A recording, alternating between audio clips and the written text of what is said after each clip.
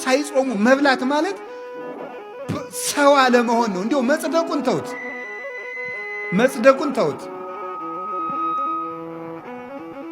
መጽደቁን መንግሥተ ሰማያት መግባቱ ጽድቅና ኩነኔ ገሃነምና መንግሥተ ሰማያትን ተውት። አለመጾም ከሰውነት ነው የሚያወጣው፣ ከሰውነት ያወጣል። አለመጾም እንስሳ ነው የሚያደርገው። ቅዱስ ወግሪስ የተባለ አባት ብሎ ይናገራል። በቀን 3 ጊዜ የሚበላ ሰው እንስሳ ነው ይላል። በቀን 3 ጊዜ የሚበላ ሰው እንስሳ ነው። በቀን 2 ጊዜ የሚበላ ሰው ሰው ነው። በቀን 1 ጊዜ የሚበላ ሰው ደግሞ መልአክ ነው ይላል። እግዚአብሔር ቤተሰቦች፣ አሁን ሰው መብልን እየቀነሰ ሲሄድ መልአካዊ ባህሪው ነው የሚሰለጥነው። የሚያቅደው ነገር የሚያምር ሰው የማይጎዳ ሀገር የሚጠቅም ራሱን የሚያሳድግ አይምሮ ሁሉ ደብዛዛ አይደለም፣ ስል ነው፣ የተሳለ ነው።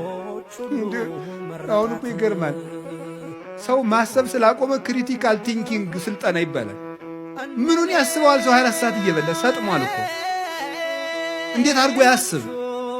አሁን እኮ ማሰብ አቁመን እኮ ነው ራሱ እየተበላለን ያለው። እንድናስብ ራሱ መጾም አለብን። አይምሮአችን እየበላ ማሰብ አይችልም ነው የምላችሁ። እኔ እውነቴን ነው። ሐኪምም ካለ እዚህ መጥቶ መከራከር ይችላል።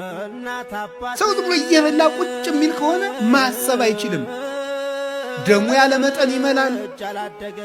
የደም ዝውውር የሞቀ ነው።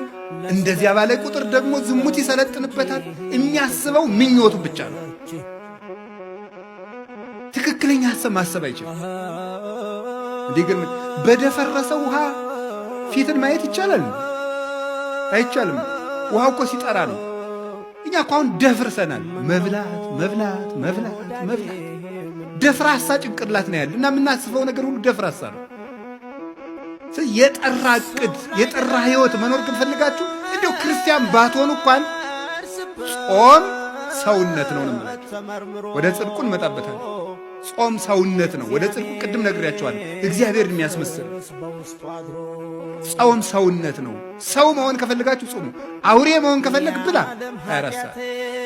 እንስሳ መሆን ከፈለግ እባብ እንኳን እኮ ይጾማል። እባብ 40 ቀን ይጾማል።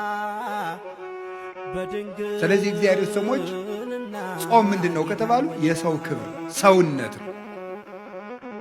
ሰውን ሙሉ የሚያደርገው ሲጾም ነው። የማይጾም ሰው ሙሉ አይደለም፣ ጎደሎ ነው።